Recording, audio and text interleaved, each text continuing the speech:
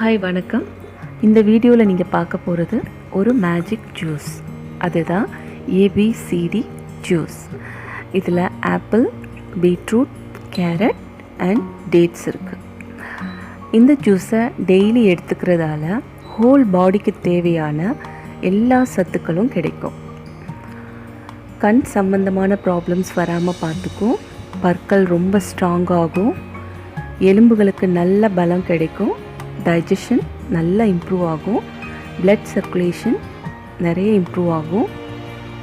நம்ம உடலுக்கு தேவையான எதிர்ப்பு சக்தி அதிகமாகும்.